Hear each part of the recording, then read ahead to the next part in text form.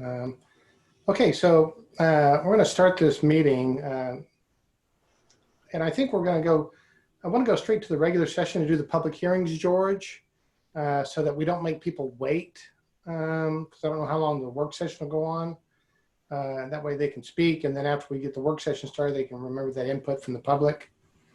So if that's okay by you.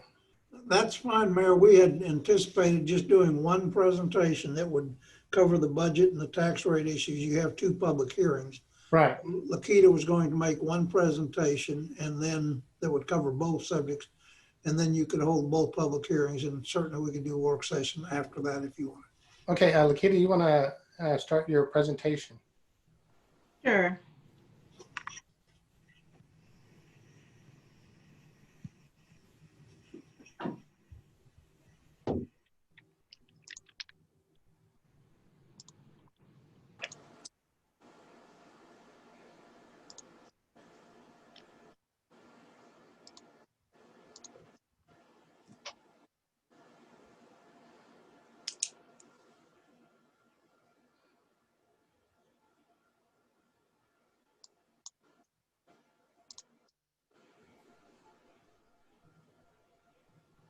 Is it not showing up?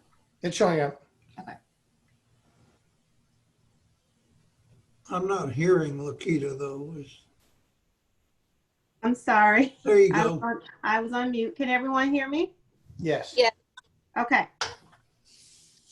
All right. So we wanted to provide a summary, kind of where we are now with the budget process, and kind of some of the things that we've discussed throughout the different milestones with the budget, and you know, just kind of talk about some of the highlights and assumptions, some of the tax rate things that we've discussed, and kind of where we are right now. So on the agenda for today, we're going to just do just that, review the process to date, look at the assumptions and highlights, how we got where we are, and next steps moving forward. We're going to look at the tax rate recommendation from the city manager, and also look at some of the council input that we received over the past few weeks. And Lakita, can I interrupt you for a second? For the general public who's interested, please put in the chat if you're wanting to speak, and let Leslie know, so that when we go through, we've got your name, and we can call on you. All right, go ahead. Okay.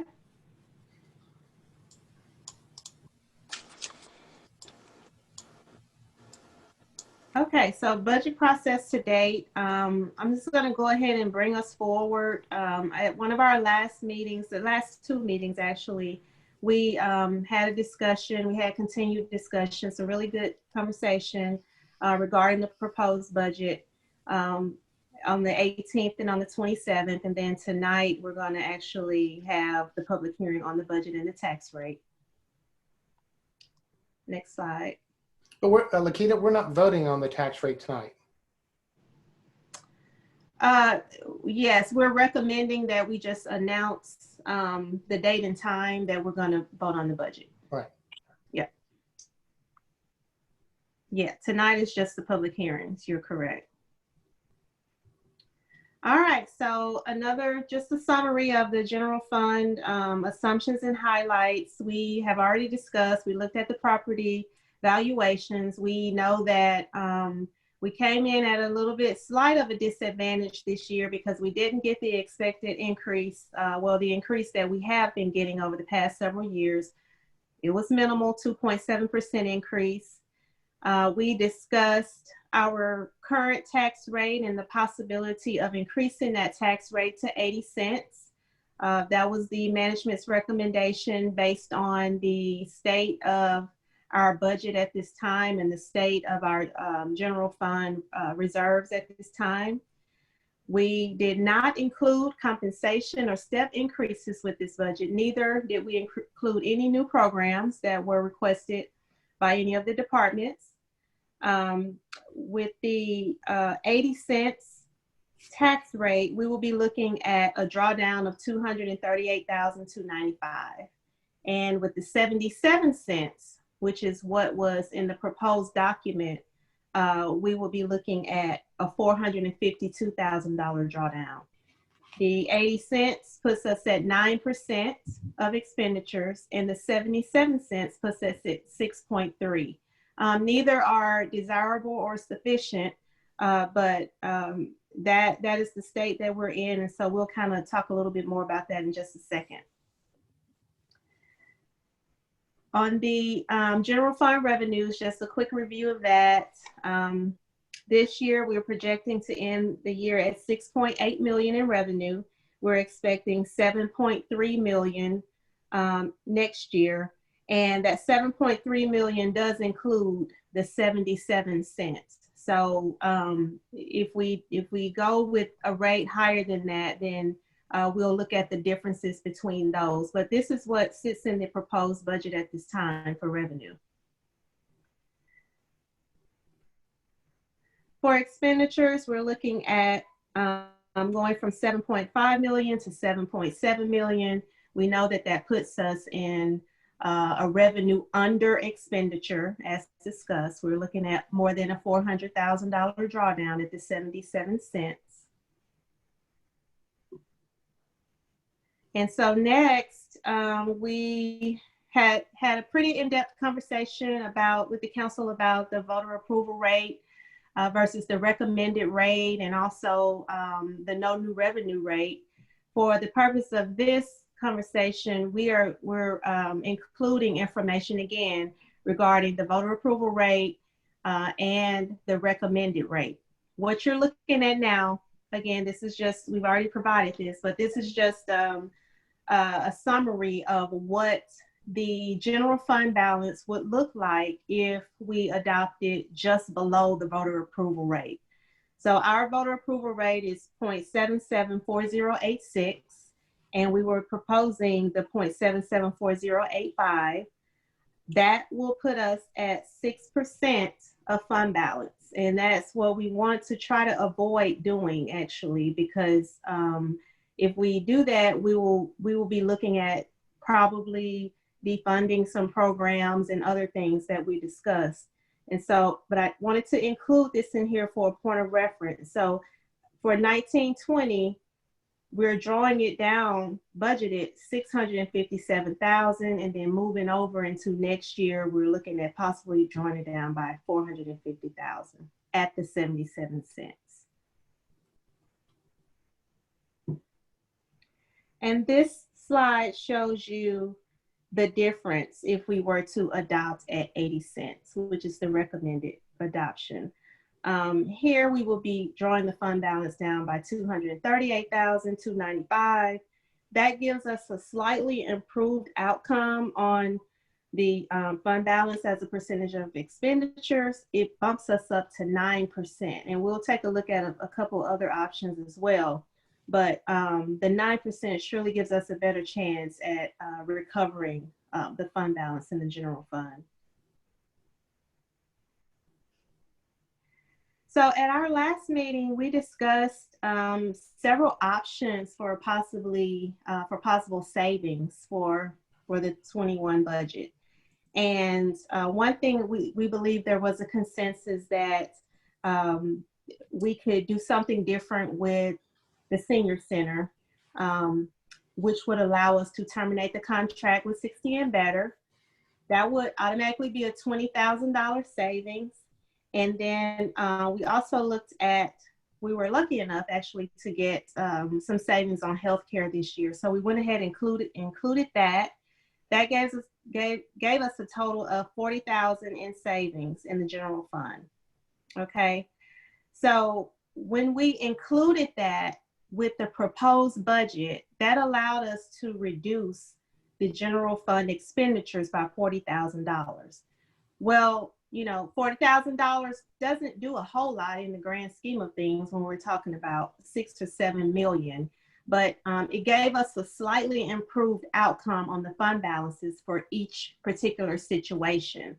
So for the 77 cent, it would take us from 6.3% fund balance to 6.8%.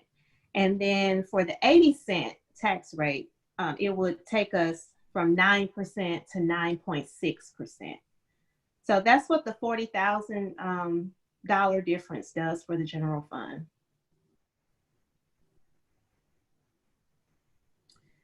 All right, so we also had council requested some figures for the overall tax increase and what impact it might have based on what the other entities were doing.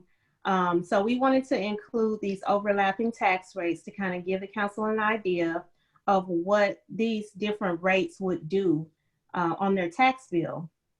So what we did was use the median home value for fiscal year 2020, for tax year 2020, median home value $229,119. And we applied the current tax rates as they stand now. And on a home with that value, we're looking at $6,125 in taxes. Now, if you were to adopt the 77 cents, we would increase that by $58.47. And if you look at the comparison for tax year 2019 to tax year 2020, the entities, Tarrant County, the hospital, and the college, they all remain the same with their tax rate. And some of these are proposed and not necessarily approved yet, but this is what the entities are advertising. KISD did have a decrease in their tax rate, so that provides some savings.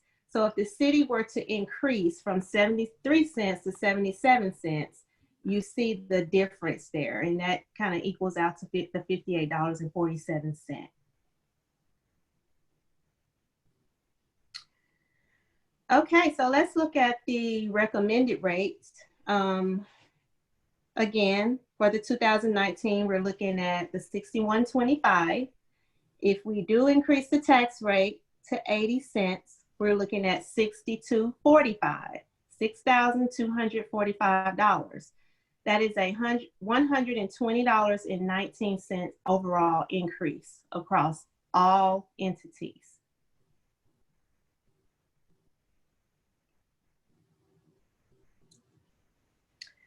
And I believe those were the things that the council kind of had consensus on at the last meeting. Certainly, you know, if there are any other questions or anything else we need to answer, we'd be happy to do that.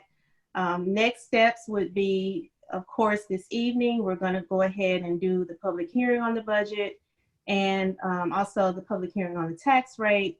And then we will follow up next Tuesday, hopefully with council consideration of adoption of the budget and tax rate. And at this time, that's all we really have for the presentation, but we'd be happy to answer any questions if anyone had any questions. Any questions? And or Mayor, we could do that too during the work session. Mm-hmm. Yep. All right, well then, just to keep in mind, if you're willing to speak, please go to the chat and let Leslie know. These are two public hearings, so that means that you can sign up for both. Each time you'll get 3 minutes, so you can do 3 minutes once and then 3 minutes the second time. I will be our sort of timekeeper here. And I know that Andrew Schaefer, I'm going to open the public hearing first on the proposed budget. So I'm opening that public hearing. Andrew Schaefer has signed up. Andrew, you're on for 3 minutes. Thank you, Brian. Hey, everybody. Thank you so much for taking the time to serve on City Council. I do know it's a tough job. Genuinely, I do. I want to address the budget. The budget in this fiscal year needs to result in Kennedale's fund balance growing. Why? Because Standard & Poor's has threatened to downgrade the city's bond rating if things don't improve. What does that mean? The council's approved issuing future 10-year bonds of about $14 million at 2% interest, which is a great interest rate right now. That works out to almost $300,000 a year in interest over the 10 years for the $14 million in bonds, and that money comes out of the city budget. However, a downgrade is likely to result in interest costs of over 5% a year. That's an interest then of $700,000 a year, and an increase of more than $400,000 a year in interest costs to the city of Kennedale if we get a downgrade. Interest is a cost that gets you nothing. It's much like our mortgages or our cars, which all of us can relate to. When you pay interest, it's just evaporated money. It doesn't buy, in personal lives, clothing. It doesn't buy restaurants. For the city, it doesn't buy streets. It doesn't buy anything else. It's just money that's gone. It doesn't go to libraries or salaries or anything. It's just the cost of borrowing money. And that additional $400,000 cost would offset any savings in real services that Kennedale offers. That means cuts you make now would do no good if you don't get the fund balance up, because they'd be offset by the cost and interest. Worse, that $400,000 is not for 1 year, it's for 10 years. So if the council doesn't get this year's budgets in balance regarding the city's reserves, you're condemning every citizen in Kennedale to having to pay all this additional interest year after year after year for 10 years. So let's talk about the economy. If the council votes to increase the effective tax rate above 77.4 cents or so, then that can go to an election. And if voters reject that, well, then the city and the council is going to be in a real pickle. And I worry about that because of COVID-19 and job losses and income losses that might happen. I watched the last council meeting, and I know folks don't want to cut much. No one wants to cut things. I promise I get that. But you're condemning Kennedale to poverty if you don't act. Budgets don't magically fix themselves. Fiscally wise decisions are hard or uncomfortable, but that doesn't mean they can't be done. On a personal note, my wife and I really love living here. We lived here about 3 years. But things like streets and other things need improvements. Kennedale cannot afford on a $7 million budget for $400,000 to go to additional interest payments because of a downgrade. The city facing a range downgrade is the worst possible outcome, and that should be avoided by this council at all costs. This year's budget must increase Kennedale's reserve funds to avoid that outcome. That's the worst outcome of all. And I appreciate so much you're allowing me to speak. Thank you. Thank you. Well, he had that timed right at 3 minutes. What do you know?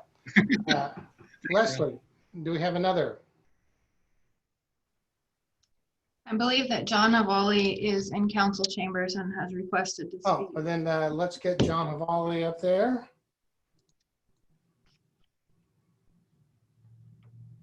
Somewhere. Hey, he's walking up now, Mayor. All right. He's got 3 minutes, and again, remind him that we'll have a second hearing and he can have another 3 minutes at that second hearing. Okay, All right. John. Yes, sir. You're on, so get going. Get going. All right. I saw what I think Malika presented that, and we're at 0.77 versus 0.80. A point that's made about that, what is that, our bond issue. Here's the problem economically. I'm sure a lot of you are reading that economically, we're all going down the tubes, the United States of America and the world.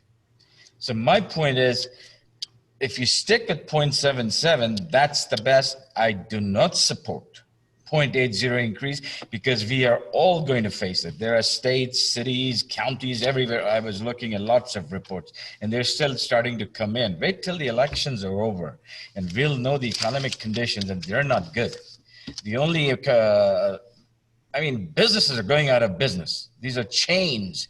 The only big guys are remaining. Amazon, Facebook, and all these big guys are going to remain. So my point is, this issue of increasing taxes now, people lost jobs, people sick, whatever. Why would that cause an extra burden just to correct this bond or other issues here? It's not worth it. I think we have to just take the beating like the rest of the nation. I see everybody's budgets is going down. And if some the city employees, no overtime, etc., I think that was brought up, cut. But benefits where it can be cut, where it doesn't affect somebody. But I am not going to support a tax increase of 0.8, from 0.77 to 0.80. Is that correct? That's 0.03 cents. Am I right? But anyway, so because the county is not raising any taxes, they've left their values. And next year, the values of properties are going to come down. Yes, that's going to beat us up again. That's life today. What else is there? Tell me. At least People have jobs in the city of Kennedale. People can live in their homes. At least they can pay their rents. They're not kicked out of their homes. There's no foreclosures. They have money to buy food, pay their utilities, etc., etc. It's a survival mode in America and the world. The world is in a survival mode. And that's why I don't support the tax increase. Do I have 30 seconds more? You've got 30 seconds more, John. Oh, really? Okay. So one of the solutions was that EDC, I was looking through their budget. I know that was not addressed today. What's going on in that EDC, that the buildings that we keep taking care of that are vacant? So the way to look at this is survival mode. We cannot look at a mode where we can go into positive. We have to survive. Because wait till, like I said, next year you'll know it's going to be horrible because property values are going to go down. The counties are not going to collect a lot of money. So I don't know what to tell you all. Well, John, I'm going to hold you off there. Just wait until the next time and we'll fill you up for another 3 minutes, okay? Lakita, if I'm not mistaken, don't we have another public hearing when it comes to this budget when we adopt it? No? Okay. You're only required to have one public hearing. Now, the council will take action on this next week. So historically, your agendas have allowed citizen participation and public comments and on each agenda item. So next week, if they wish to speak about it, we've historically allowed that. Yes. Yeah, so it won't be a separate meeting, but yes, you'll be able to speak at the Tuesday the 15th meeting. All right, Leslie, do we have additional people? I'm not aware of anyone else. Okay, I'm just going to ask real quick, are there any additional people who wish to speak on this? If you do, speak up and I'll give you 3 minutes, then we'll go to the next one. Okay, Joe. Hello, this is Rocky Gilly and I'm on audio. Can you hear me? Let me get, Joe, I'll come back to you and we'll go to Mr. Gilly first. Go ahead. Rocky, go ahead. Oh, okay, that's me. If I'm having a little trouble following this, but as I understand it, you're proposing to hold salaries flat for the coming budget year. Is that correct? Yes. And as I understand it, there has been a slight decrease in healthcare cost.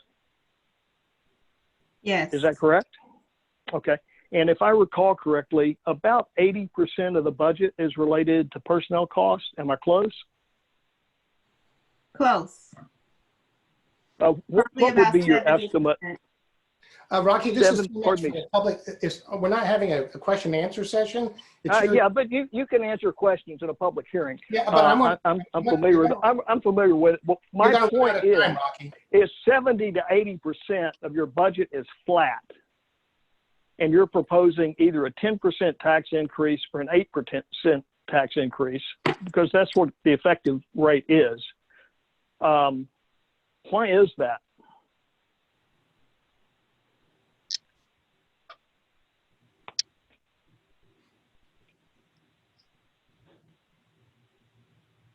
Do you have more, Rocky? My question is, if 80% of your budget is flat, or let's say 27% of your budget is flat, why the 8 or 10% tax increase? Maybe that's just a rhetorical question, but I think that's something that the council would do good to answer that question, if even for their own benefit.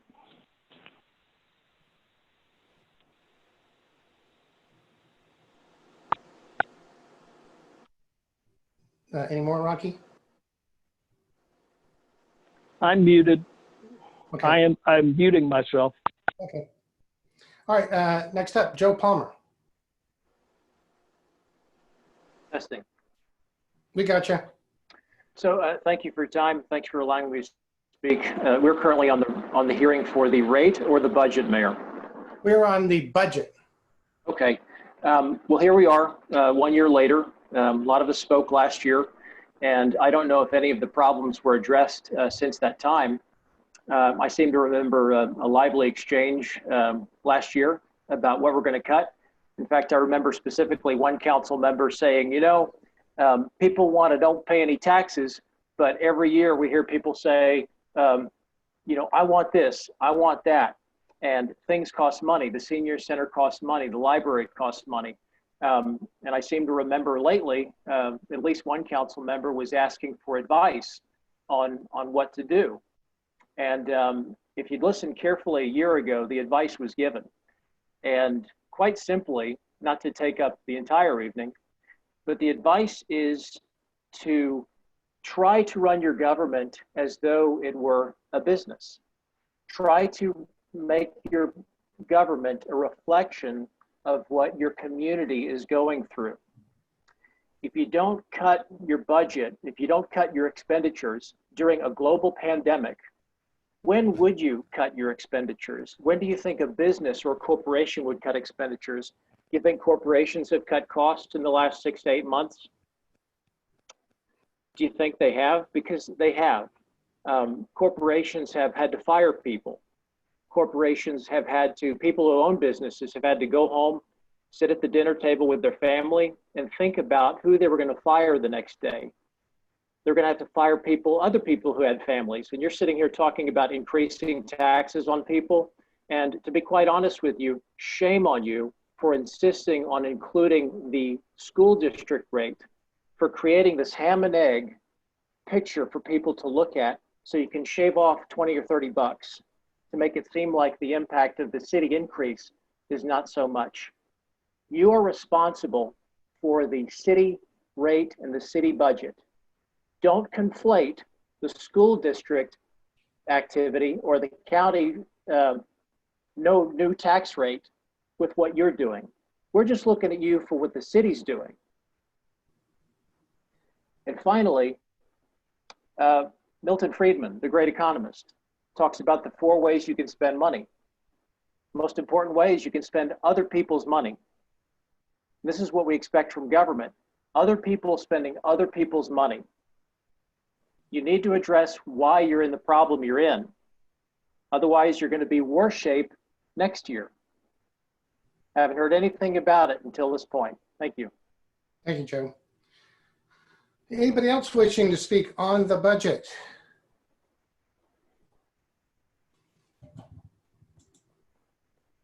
All right, then I'm going to close the hearing on the budget, and I am going to open the public hearing on the tax rate. So everybody who wanted to speak once before can speak again for another 3 minutes.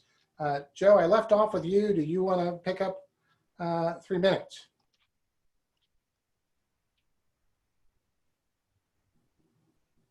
Go ahead, Joe. Well, I don't want to speak out of turn, but just to reiterate, the great economist Milton Friedman talks about 4 ways you can spend money. You can spend your own money on yourself. You can spend your own money on somebody else. You can spend somebody else's money on yourself, or you can spend other people's money on other people. And that last one is really the most dangerous because you really don't appreciate the amount of hard work that it took to earn that money, and you don't fully bear the brunt or the risk whenever that money is wasted, when you do try to spend it on something that is useful and effective.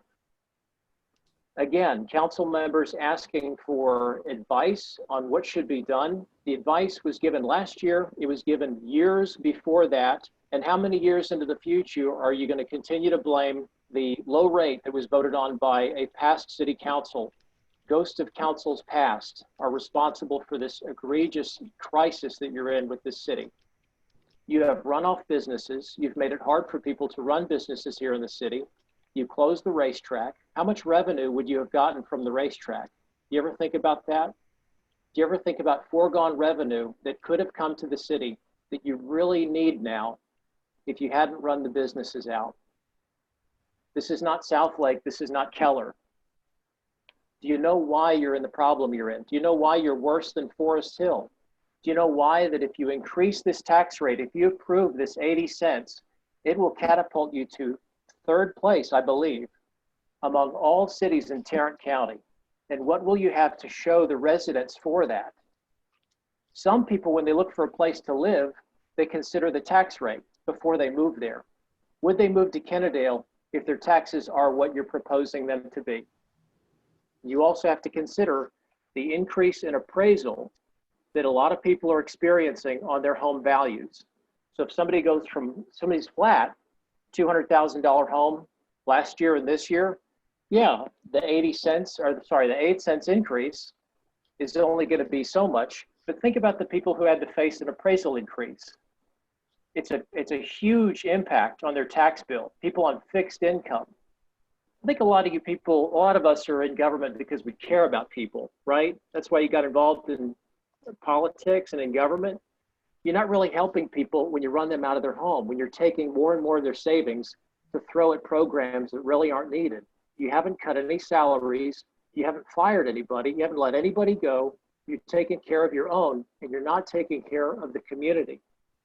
It's going to be worse next year because there have been no adjustments made, no substantive adjustments. $40,000, that is a joke. That is a drop in the bucket, and everybody listening knows it. Where are the big cuts? All right, Joe, thank you very much. That's fine. Thank you. Anybody else? All right, then I'm going to close the public hearing on the tax rate and then move into the work session, the discussion, if desired, on the budget. Mayor, we actually, as a reminder, we actually need to take action. That's right, we have to take a vote on when we're going to have, my fault there. My fault. Mayor, Yes. John Havali would like to speak again. Okay, I'm going to reopen the public Didn't hearing. unmute quick enough. Okay, sorry. Thank you. Here you go. Don, come on back up and I'll give you 3 minutes. I thought they were taking the inside people. Okay. Yeah, the points that are made about this issue. I was looking through here how many cities are going into bankruptcy next year, how many property values dropping. In California, the property values are dropping, rent prices are dropping. So revenue that's going to come in is going to be on a path of reduction.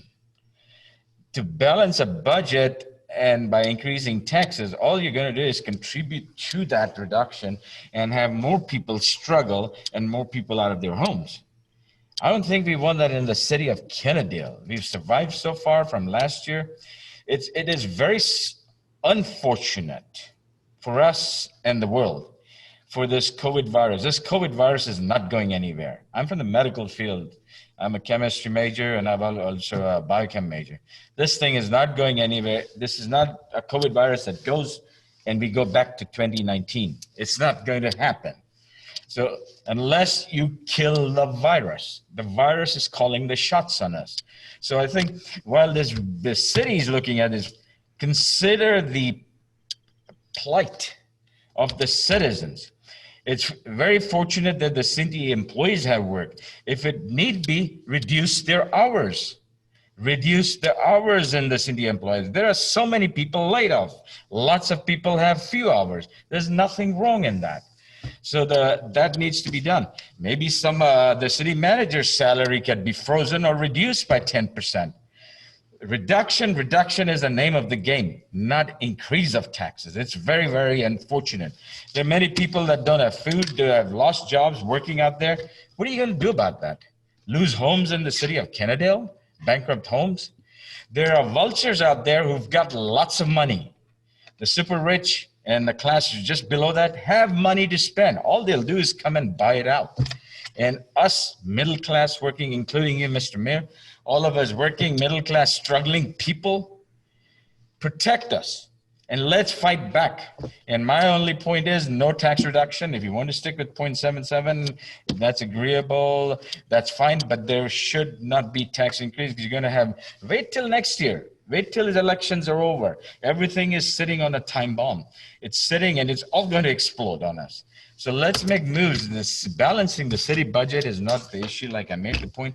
It's survival of us. Can we stay in our houses? Can we buy food on the table? That's what it is boiling down to. And it's very sad. It's nobody's fault. It's nobody's fault. It's the fault of this virus that's running our lives. Anyway, thank you, Mr. Mayor. Thank you, John. All right, George or Lakita, the date of the vote on the tax rate and the budget will be Tuesday, September 15th, September 15th, right. at Yes. 7 p.m. No, I think we would probably post it at 5:30. 5:30. All right, so I'm going to announce the date will be September 15th at 5:30. That would be a vote on both the budget and on the tax rate that night. Yes. And we will have another work session scheduled that night as well. Drew, is that good? Yeah, well, for the budget, that's fine. For the tax rate, for the budget, there's actually a sample motion in your packet that Lakita gave you all. You actually have to take action on the budget tonight, even if it's just to postpone it until September 15th. All right, so you can look in your packet.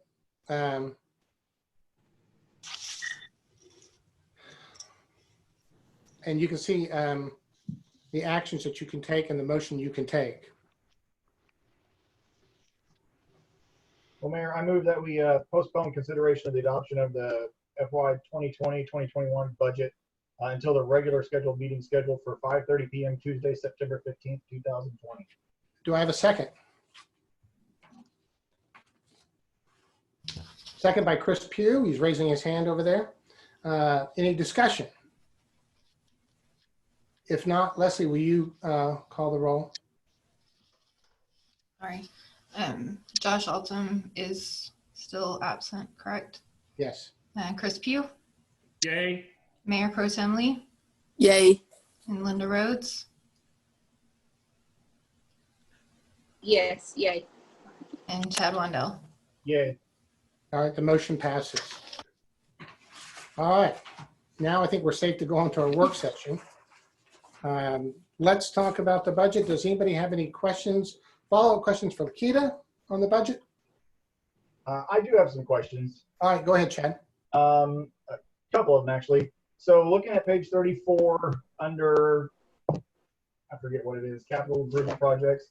Did we actually spend, what was it, the money for safe routes this year or no?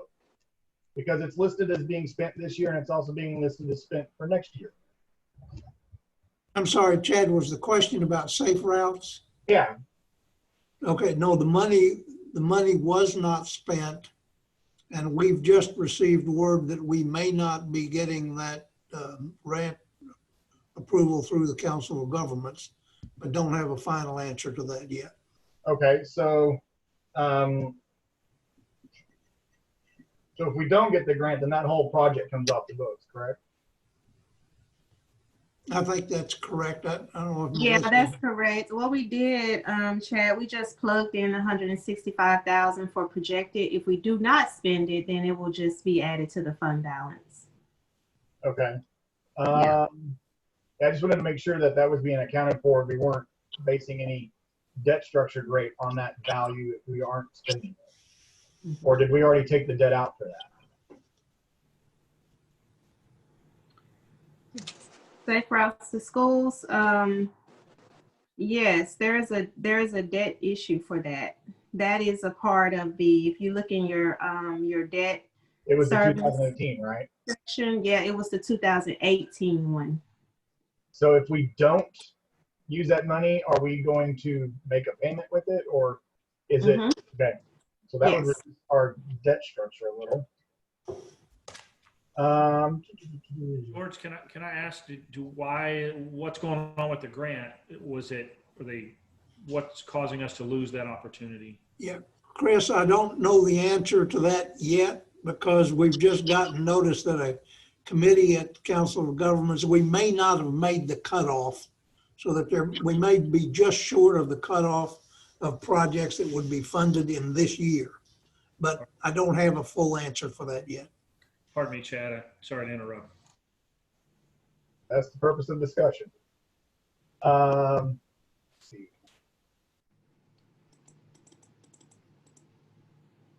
I guess one of the things we should start talking about really is other places for cuts and opportunities. I know last time we got a list of cuts that George was showing. And I've kind of built a spreadsheet of stuff to just kind of look at some cuts that I've come up with and looked at just to kind of see where this could put us. And I've got two basic proposals of cuts.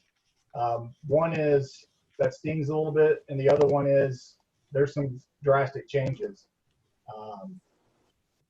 So I don't know what the best way to kind of present these ideas is, but I can just kind of go through some of them. Unless anybody else wants to talk for a little bit besides me. No, go ahead, Chad.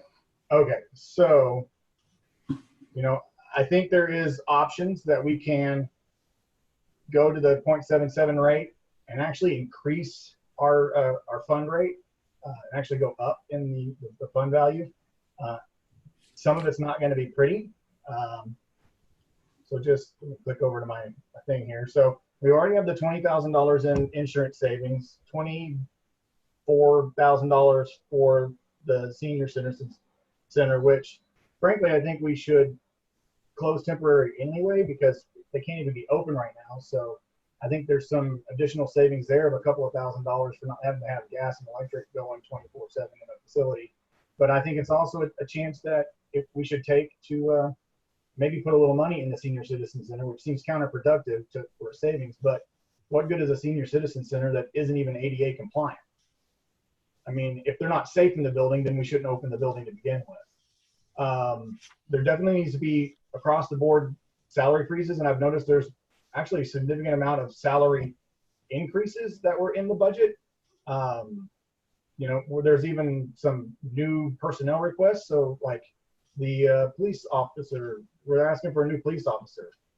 Is that person already in training, or is this a position that's wanted for this year? Chad, I think, and I don't Tommy, believe go ahead, Tommy. That was the position that we asked for this year.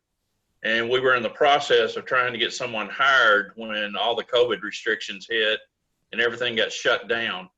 We are in the process now. We're about ready to offer the position to an applicant that we've been processing over the last 3 months, I guess. So we are in a position to make an offer and start processing them. If there's going to be a change, we'd need to know pretty quick. I mean, there might need to be, because that's basically $97,000 for that one person. And that was in the budget for last year, Tommy? No, that's in the budget for this current year. It was a new position. It was, yeah, make sure we clarify. It's not in the a position in the proposed budget. It was a position that was approved by the council when you adopted the current year budget last September. Then why doesn't it show up in our projected values? If it was from last year, shouldn't that be showing projected for this person to come on board, or it just got pushed over to the next year? Well, all I'm saying is that let's just cut the quick here is that may very well be a position we need to just freeze, because I mean, it's another basically $100,000 that we can't afford. So we might need to really look at that. It's another person we just can't afford right now. The SRO officer salaries are going up for a total of $15,000. So maybe, like, is that a contractual up, or are we actually giving them raises? They received their step increases this year, so their salaries would have go into the next year at a higher rate. Okay. And we pay half, and the school district pays half. Yeah, Chad, let me make sure that that's clear too. Any public safety officer who has received their step increase in the current fiscal year, that new salary is then calculated for all of next year, but with no additional step increases. It's just that whatever they received that was approved in the budget this year would, as with any other cost in the budget, carries over and is funded again next year. But there is no additional increase in next year's budget for those employees. Okay. The cost of compensation will be higher next year, but it's because of raises that have been given since October 1 of this year through as they came due. Okay. I just want to make sure this isn't an increase because we said there was no increases or anything. So, and here I see an increase from pay from this year to next year. So I just want to make sure that wasn't the case. Well, because of the COVID shutdown, that was part of our giving back to assist in the fund balance for this year was we decided we would hold off. No one ran any police academies this summer anyway. Mhm. The first police academy is coming up in October. It'll be the first one since probably February, if I'm not mistaken. So we couldn't have got them in before this next budget year anyway. The issue that we're dealing with, Chad, just so you're aware, we're just running into too many times. We've got more mandated training than we've ever had before. We're going to have a lot more mandated training, and it takes either a lot of overtime or it takes enough people to be able to cover shifts. Our minimum shift has to be on, like, evenings, for instance. Our minimum shift is 3, and we can't run it with 3 sometimes. It just gets too busy. So for us, you know, if we don't have that extra position, if you'll recall last year, my request was for 3 patrol officers. I wanted 1 for each shift because we need that. Right now, my day shift is 2 officers as a rule, because we have enough people in the station to kind of help out. But our calls for service have held steady at, you know, 2,500 to 3,000 per month, even through the COVID-19 shutdown. So we're still having to answer the calls. Our offenses are down, fortunately, but we're still having to handle the calls. Yeah, I understand. Some of the things we might need to look at too is the breathing apparatus and fire. Maybe this year we only do 3 instead of 6. I know it slows down the pace of replacement, but you know, doing 3 gives us what, 17.5 back. Or you know, if it's super crucial, can we skip a year altogether? That gives us 35 back. I mean, granted, it's not ideal to not be funding equipment that's crucial to breathing in a fire, but at the same time, we have to look at places where we can grab a hold of something. We only have 4 on the list for replacement this year. Okay, good. Let's see. So that helps a little bit. Let's see. We might have to look at, you know, reducing some hours on some people, or changing them from being 40-hour full-timers to 32-hour full-timers. And one of the areas to do that is in community development with our planner. I know that sucks because we do have a lot of stuff coming in, which is why I didn't say just eliminate the position, because I know in the next 4-6 months, community development is going to be basically up to their eyebrows and stuff. And so it truly, and having been a planner, I understand what they're about to get hit with all the homes that's been platted and getting ready to head our way. So that's definitely not a one-person job, but it's something that we need to look at. That, you know, it's really coming down to, these are the only places we have left to cut. Same thing goes with mowing and demolition. Do our parks guys do the I guess the lean style mowings where somebody gets a citation? Is that our parks guys, or are we actually contracting that out?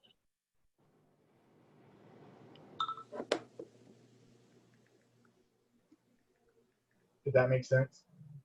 I'm sorry, Chad, would you repeat your question? Larry? When we have, I guess, mowing violations, is it our parks team that does the mowing, or are we hiring somebody else to do that? No, that is usually contracted out. We have in some years previously, but with our workload in the parks and streets department, it is best that they contract that out and have someone else take care of those items. And I see that it's actually, I guess, $10,000 a year is kind of what we put in the budget for that. Has that been a realistic budget, or has it usually been much less than that?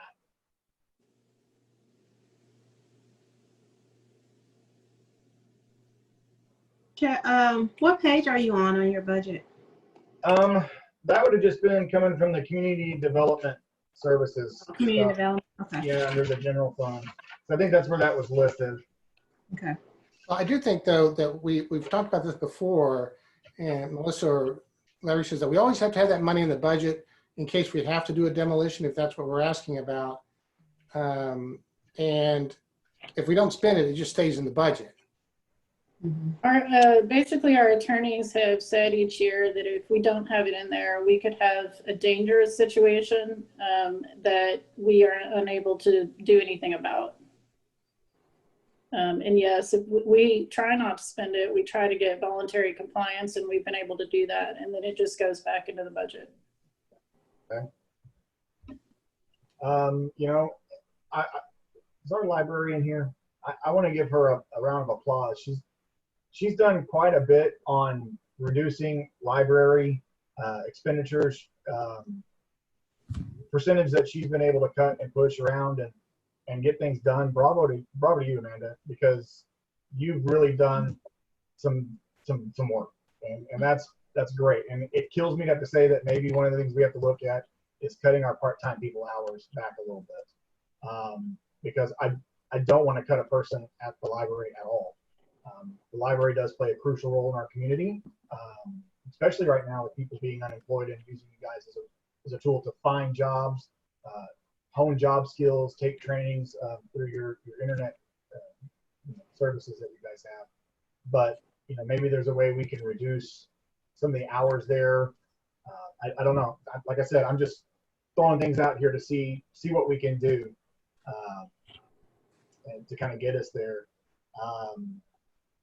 And then George, you got a whole bunch of lists. I've got your list kind of pegged out on the things that you suggested last time. So quite a few of those I've integrated into the numbers and kind of looking at it on doing some cuts and things like that. I guess with the splash pad closure, do we get any revenue from the splash pad? Remind me. Or is that, it's totally, okay. No. That's what I thought. I just didn't want to make sure I was getting my numbers wrong there. And Chad, you said the 25,000 is mostly for water, correct? Chad, let me tell Yes, it you, is. the splash pad, we don't get any direct revenue from the splash pad, but the library does all of the bookings for Sonora Park, and we do get a lot of bookings for people who use Sonora Park Pavilion and then use the splash pad for birthday parties. Gotcha. So even though So it's not exactly direct. it's not direct. Okay. It's an indirect situation, and it's not a cost recovery situation. Gotcha. Mhm. But every little bit counts right now. Yeah, I'm just letting you know. Dang. Okay. Okay. Another thing to think about is the special events budget. My company's sitting quite idle, and we're a special event company. So if we cut the money out of that, I'll gladly donate anything and everything we need for those events. So I don't have a problem getting rid of the 12.5 out of that. Chad, let me just respond to that. Is that one? It's in the budget. It'll carry over to next year's budget, but you're not going to spend the money anyway because of COVID, Right. correct? And so that money's going to more than likely. I don't see us doing anything by the end of this year, which is where most of these events occur. Yeah, because we do our trunk or treat and we do the Christmas tree lighting, which I doubt we're going to be able to have. So that money's just going to stay in the budget anyway, right? More than likely, but when it comes down to looking at a spreadsheet and itemized things, if it's on the budget list, then it looks bad. And if it looks bad there, it looks bad to the bond rating. I don't know if that's necessarily true or not. I mean, they're going to look to see how much money you have in there and how much you've spent, not what your budget necessarily says you're going to spend. When they look at, they're going to look at your reserve. So right, I mean, but everybody watching this right now is going to look at that number and go, "Look what you're spending." They may or may not realize we won't spend it. But that's not a realistic approach to say, well, if they're looking at it, then that means we're going to spend it. When you and I know that's not the case. And I understand that, but again, perception is reality. But it shouldn't be, Chad. It shouldn't, but it is. We should be dealing with reality. Exactly. So, we can cut it out of the budget. I don't know if it'll. Yeah. Granted, it's 12.5. It's a nickel and a dollar's world. So, the only other option is just start going. All right, everybody, look at your budgets. I need 10%, and put it on the managing team to figure it out. But I think there's enough here to do some small cuts all around everywhere and come up with better ideas than that, rather than just gouging something out in places where they may not have the necessary means to do the cut. Because some areas have more to cut from than others, and others, they're one person deep. So what do you cut? 10% means they go away. So, good point. And that's why, like I said, I've got a huge spreadsheet list of things. I don't think there's any reason we couldn't cut enough. I mean, you know, if you went to the 0.77 rate with the cuts that I have on my page, I think we can actually make the fund balance barely move and come out with, you know, less than $100,000 in a reduction in the. Well, Chad, would you at least send that to George and then I sure can. Let him send that out to the council? Yeah, absolutely. And I've got it set up on all the different options that we've been looking at, just trying to figure out what it does to the balance, what it does to us. You know, where are some other options that we can go? For instance, the $6 million extra in debt service. Have we had any? I don't believe we had any discussions on that yet, have we? I'm sorry, on what, Chad? The 2021 certificates of obligation. Yes, we have provided, based on council discussion, with the most current list of capital projects that we would recommend that be spent for, based on council's discussion, and that we will be moving ahead with, assuming we issue that $6 million. Okay. Now, I'm just trying to think long term. With $6 million and basically only like 3 here, is there a need to carry an additional $3 million worth of debt, since we haven't had any idea how we're going to spend that yet? At least looking at this list that's in the proposed budget. I'm a little confused. I'm not sure I understand your question, Because I think we had a list of projects that Larry Hoover gave us for this spending, and we're still waiting on the council to sort of prioritize that spending when it comes up. But I think we've had that discussion about all the projects that need to be done. I guess the question might be, Chad, is are you willing to just say we're going to cut out half of those projects and go to a $3 million less in road projects or other projects that we have on that list? Well, I mean, it's an option. I mean, it saves money in the long run. It's not something I would rather do because, frankly, I think that's one of the main functions of government at this level is my roads need to be safe enough to drive on, and I need to be safe in my home. Everything else to me is optional. So it's not really one of the places I would like to make cuts from.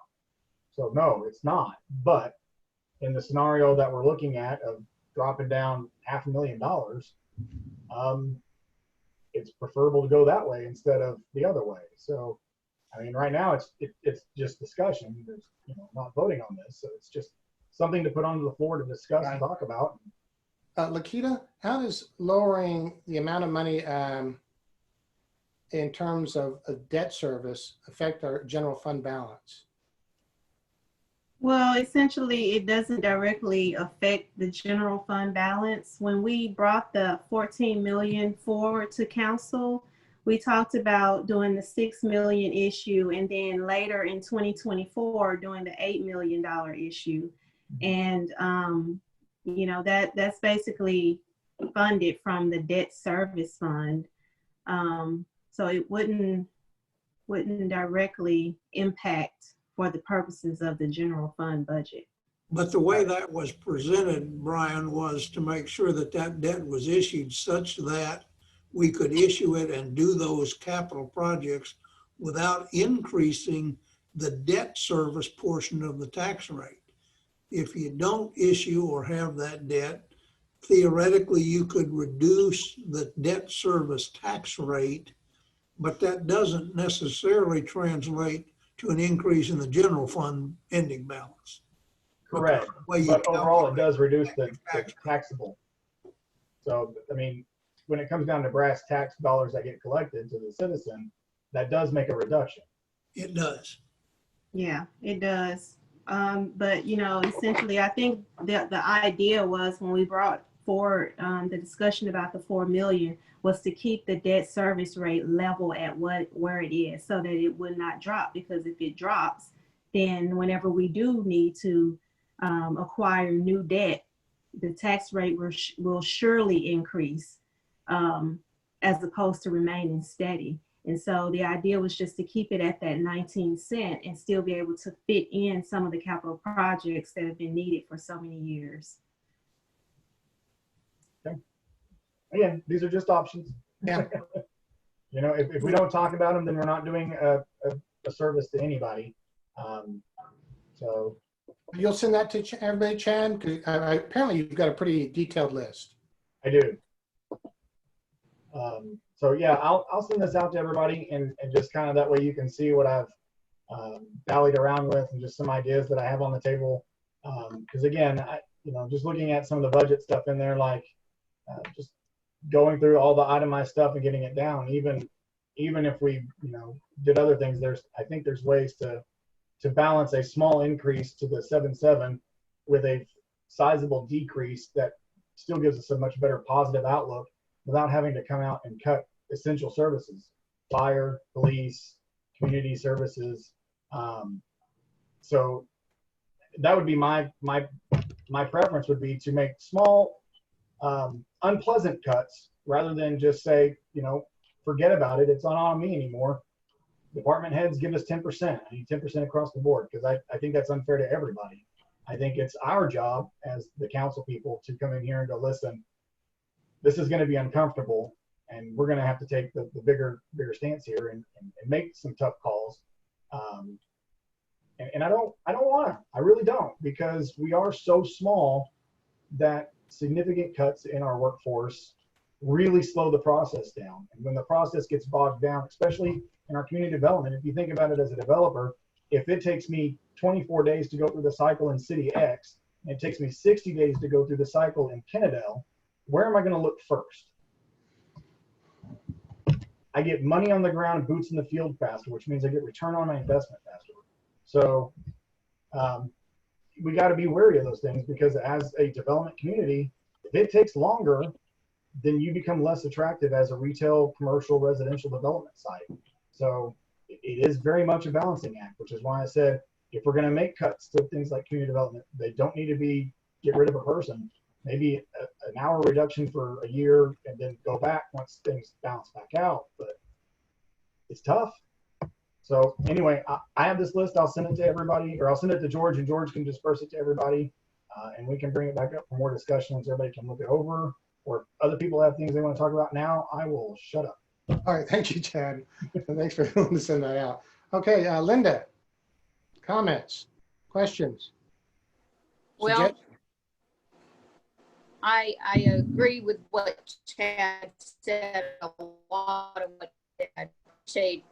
You went all that trouble to make your list. I have mine down, but not as organized probably as what you have, and I probably should do that as well. But a lot of the things that you suggested, I think we should really consider hard and heavy. I wasn't even aware about the police officer position, and that is, like you said, almost 100,000 right there. So I too think that we could have definitely lower than the 80 cents tax rate, as long as we do some cuts and stuff, and still improve the general fund. It's not going to be real significant, obviously. I would add the overtime to the list, to cut all overtime, except for the police department, not counting the SRO position. I have that list, and I can submit mine also as well. That'd be great. And those came to about $10,000. Yeah. So that's just basically, I mean, Chad said it all, really, basically, that we can still have a lower tax rate than what is being recommended or even proposed, in my opinion, by implementing some hard choice cuts that council needs to decide. And that's all I have right now. Thank you. Thank you, Linda. Chris Pugh. A couple of things Chad touched on. I just want to, you mentioned possibly not issuing as much debt. Let's keep in mind that our last meeting, we talked about spending, give or take, $1 million on firefighting equipment. So if we lower, we're only going to do $3 million. Well, now we only have $2 million for the roads and sewers. And we have, I'm sure Larry would be glad to give his presentation for the 10th time in 3 years tens of millions of dollars in road projects to do. So I just want everyone to keep in mind that down the road, if we decided to reduce the amount of debt service, we have some many years. And I want to make sure that we keep that in mind. I had looked at the splash pad maybe in a different way. I think the last number I saw was 25,000 is the approximate cost. You know, maybe we could save some of that money and improve the splash pad with a small expenditure to make it a little more usable. Right now, it's really pretty weak. You know, maybe we could spend part of that. I don't know what number. I know that stuff's expensive. Maybe we spend $5,000 to improve it next year and we save the other 20 by not using it, so that in the following year it's open and fully functional with features that work properly and so forth. Because right now it's kind of sad because some of the elements were removed over some concerns that people had. And then when I'm done, Chief Williams, I know I saw a question in there. Someone was asking about the SROs and why we pay a portion of their salary. I'd like for you to inform the folks who don't know why we share the financial burden of the SROs and then what they do when they're not in school settings. Sure. We share the cost of the SROs for a couple of reasons. First and foremost is I want to maintain enough control that if I have to pull them out of the schools at any time during the school year because we have a crisis in the city and they're not there for 3 or 4 or 5 days or a week or whatever it might be, we're okay. We're not contractually obligated to refund money to them or anything like that. The other part of it is that we get them from June to about mid-August to actually help work in patrol in the summer, which helps us to cover for vacations. Covers for training, covers for sick time. It's just 2 extra bodies that comes in. It comes in really handy during that time frame. So that's the reason we have shared it all this time. I just wanted the citizens to know that they don't get the summers off. They're not working 9 months a year. You work them during the off season as regular patrol officers wherever you see fit. That's correct. Tell me, if we don't have the SROs, what would you do in the summer? We would just cover it with overtime or work short. There's not much else you can do. The SROs are extra bodies, and it helps us not to have to spend that extra money.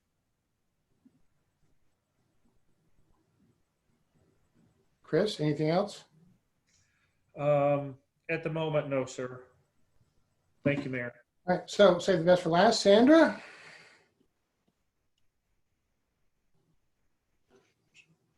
Are you telling us to talk to the hand? No, I'm trying to get my dog out the way. How many employees retired this year? Have any retired at all this year that you know of? Danielle, do you know how many employees have retired this year? To my knowledge, I don't think we've had any employees retire this year. We had a few last year, but not in this fiscal year. Okay. Chief Williams, how many drive-bys have we had in the last few weeks? Have we had some drive-by shootings in the last few weeks in Kennedale? We have. I'm aware of 3 that I can call right off the top of my head. Okay. Did we have enough officers to cover that? I think we did, yeah. Okay. So that officer that you need, would it be better to hire that officer or just continue to pay overtime?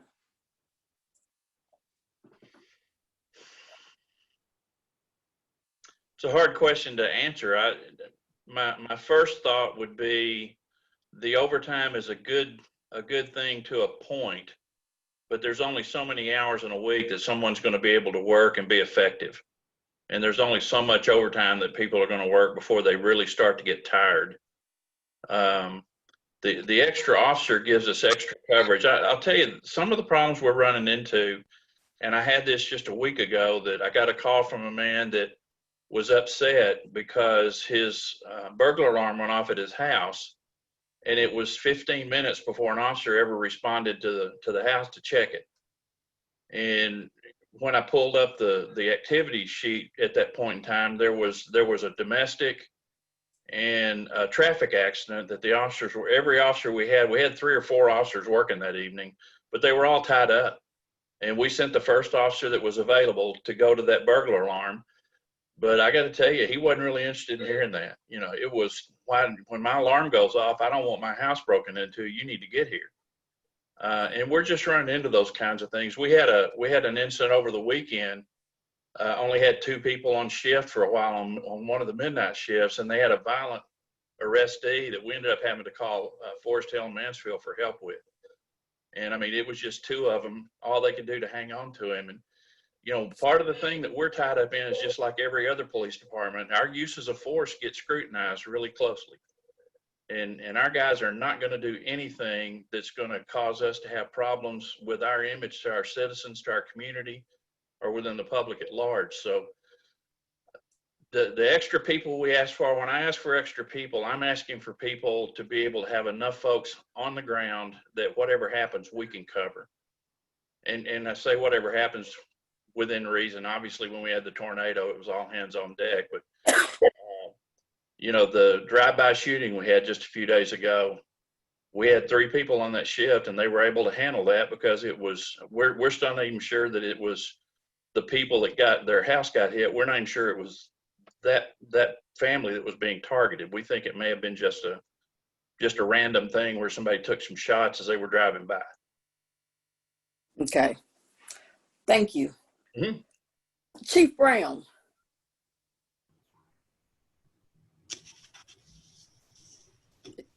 Yes, ma'am. Quick question. Y'all are doing 24 on and 48 off, correct? That's correct.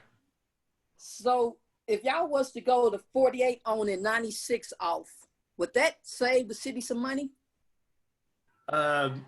Looking at other departments that have used that work schedule, they've seen some savings in sick time and possible reduction in some overtime as well. And you bring that up, it's pretty funny. We have been evaluating that work schedule and are looking at possibly going to that starting January of 2021. Okay. All right, sir. Thank you. I appreciate it. That's it for me, Brian. All right. So our next meeting is the 15th. Chad and Linda, appreciate if you'd send that like that as soon as you can to George so he can disperse it to the council.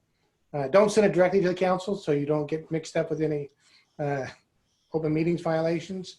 But please send those as soon as you can. And then George, would you look over them and then send out your response? That would be great. As soon as you can. All right. All right, so I'll entertain a motion to adjourn this meeting. I'll make a motion to adjourn. Do I have a second? Second. Leslie, would you call the, roll? Chris Pugh, Yay. Mayor Pro Tem Lee, Yay. Linda Rhodes, Yay. and Chad Wandell. Yay. All right, well then, thank you all for your really hard work. I know this is tough for you all. I certainly appreciate what you're doing, and thank you to the public for showing up and being willing to speak. All right, we'll see everybody next week. Bye.